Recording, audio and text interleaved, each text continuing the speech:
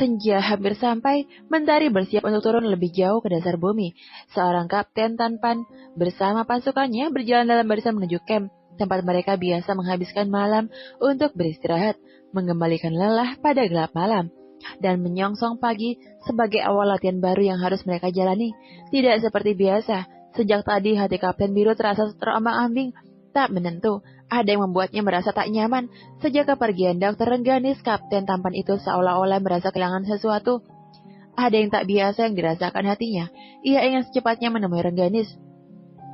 "Letu Abi, ambil alih pasukan," perintahnya. "Siap," jawab Letu Abimanyu setengah berteriak dari dalam barisan. Kapten Biru segera mempercepat langkahnya dan setelah cukup jauh meninggalkan pasukan yang tetap berjalan, Kapten muda itu berlari secepat yang ia bisa. "Komando!" Seorang prajurit memberi hormat kepada Kapten Biru. Kapten muda itu membalas penghormatan dan berjalan melewati prajurit tadi. "Kapten, ini yang tadi titipan dari Mbak Retno yang jualan makan di sisi hutan." Seorang prajurit yang mendapat giliran jaga kayak memberikan tempat makan berwarna hijau muda kepada Kapten Biru. "Oh iya, terima kasih," katanya itu dari dokter cantik tadi. "Dokter Rengganis," Kapten Biru menghentikan langkahnya. "Iya, Kapten." "Mbak Dokter," prajurit itu tersenyum kecil. "Kenapa tersenyum?" Siap salah, prajurit hitam manis itu menyadari kekeliruannya dan bersiap menerima hukuman. "Jangan bilang dia Hai, sudahlah, kamu boleh pergi." Kapten Biru tampak tak nyaman jika ada seseorang yang menyukai Dokter Rengganis. Tunggu, apa dokter itu sangat cantik menurutmu?" "Cantik, Kapten?" Laki-laki itu mengatakannya dengan takut-takut. "Haduh, cantik apanya?" Kapten Biru berusaha menutupi senyumnya. "Siap, Kapten." Prajurit itu tampak bingung menerjemahkan perkataan komandannya. "Oke, silakan lanjutkan tugasmu." Kapten Biru melanjutkan perjalanan. Ia mengambil sepeda motor dan berniat melihat keadaan Rengganis di puskes. Setidaknya melihat gadis itu baik-baik saja sudah bisa membuat debaran yang tidak biasa dalam dadanya ini sedikit berkurang. Kapten Biru melewati jalan-jalan terjal dalam hutan yang bertipografi perbukitan untuk sampai ke ujung jalan desa. Kemampuannya berkendara rupanya tak bisa dianggap remeh. Dengan segala kemampuan yang dimiliki, akhirnya motor yang dipergunakan untuk sarana operasional latihan itu sampai di bibir hutan. Barisan tenda-tenda dagang yang dibuat secara darurat berjejer rapi. "Makan, Pak," tawar mereka saat Kapten Biru melintasi tenda-tenda jualan para pedagang dadakan itu. Laki-laki bertubuh tinggi itu hanya tersenyum sambil menganggukkan kepalanya dengan ramah sebagai penolakan halus terhadap penawaran mereka. Ia jadi ingat dengan kotak makan berwarna hijau muda yang dititipkan dokter cantik yang mampu membuat perasaannya selalu tak menentu itu. Mungkin sudah basi, pikirnya. Kapten Biru menghentikan sepeda motornya tepat di depan pintu pagar puskes yang tak terlalu besar itu. Pak Hari tersenyum menyambut kedatangan pemuda gagah yang menjadi idola para gadis desa mereka. "Kapten," Pak Hari yang sedang memotongi tumbuhan pagar di depan puskes menghentikan giginya. "Iya, Pak, selamat sore." "Sore, Kapten, ada yang bisa saya bantu?" Tatapan matanya penuh tanda tanya. "Dokter Rengganis ada?" "Bukannya masih di tempat latihan, Kapten?" Pak Hari menjadi ikut bingung. "Tadi ada Pak Ujang, penduduk desa yang menjemput Dokter Rengganis pulang ke sini. Katanya ada banyak pasien menunggu Dokter Rengganis." "Pak Ujang, Kapten?" Bidan Maya tiba-tiba muncul dengan wajah pucat.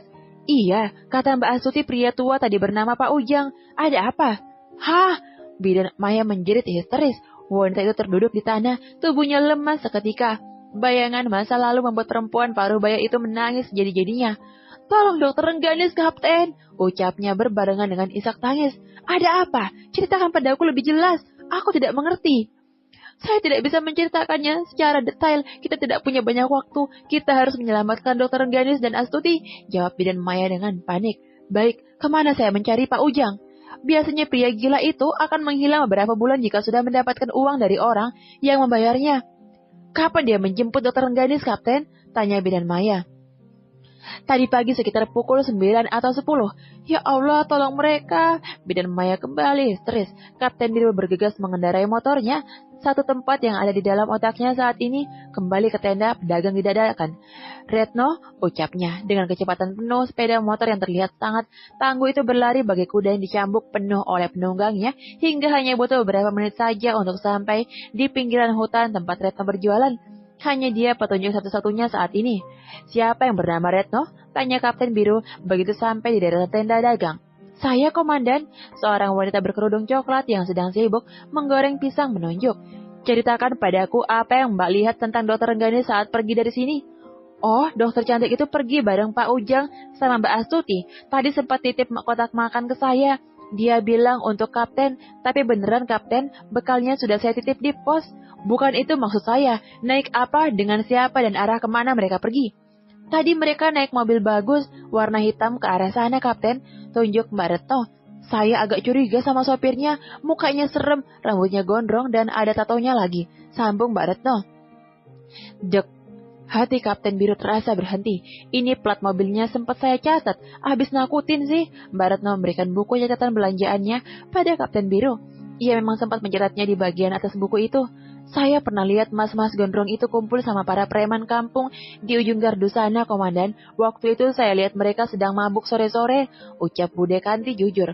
Hus, Pak Dekarya memberi isyarat istrinya untuk berhenti mengomel. Ia takut jika nanti akan jadi bulan-bulanan para beranda kampung jika sampai mereka tahu Bude Kantila yang telah membocorkan informasi tentang mereka. Kapten Biru berjalan mendekati Bude Kanti. Jangan takut, Bu. Kami akan melindungi kalian. Sudah waktunya kami membersihkan kampung ini dari segala bentuk premanisme. Kapten Biru berkata dengan sungguh-sungguh. Saya pergi dulu. Ada yang harus saya kerjakan. Pamit Kapten Biru. Tangannya bergerak meraih handy talkie yang terselip di pinggangnya. Suara kegaduhan tiba-tiba terdengar di sebuah pos ronda ujung kampung. Segerombolan pemuda lagi kocar-kacir ke segala penjuru saat ragu pasukan berbaju loreng menggerebek mereka yang dengan tiba-tiba. Kartu judi berhamburan, botol-botol kosong bekas miras yang telah habis, ditegak mereka pun bergelimpangan memenuhi pos yang seharusnya digunakan untuk hal-hal yang baik. Dengan gerakan patah-patah, pasukan yang diturunkan berhasil menangkap semua pria mabuk yang tadi berusaha kabur. Beberapa orang di antaranya masih dalam pengaruh alkohol yang begitu kuat hingga tubuh mereka terhuyung-huyung tak tentu arah. Kapten Biru mendekati salah seorang dari mereka yang terlihat paling sadar dibanding yang lain. Apa kamu tahu laki-laki bertato, rambut panjang dengan tubuh besar? Beberapa hari yang lalu ia datang kemari. Tidak, laki-laki itu acuh tak acuh. Sekali lagi saya tanya kepada Anda, apakah Anda mengenal laki-laki bertato dengan rambut panjang dan berbadan kekar? Kalaupun saya tahu, Anda tidak akan bisa memaksa saya. Laki-laki itu mencoba melepaskan tinjunya ke arah Kapten Biru. Dengan kecepatan kilat tinjuan langsung, tanggung itu dengan mudah langsung dimentahkan oleh Kapten Biru dan menghantam bagian bibirnya sendiri seperti senjata makan tuan.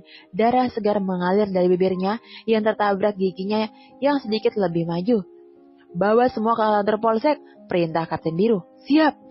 Tunggu, saya akan beritahu, tapi jangan bawa saya ke kantor polisi. Saya akan bekerja sama dengan Anda, tapi tolong jangan bawa saya ke sana, Pak. Si Gigi Mancung memohon. Rupanya ia takut jika sudah mendengar kata penjara. Dia cukup trauma dengan hukuman yang baru saja menjeratnya.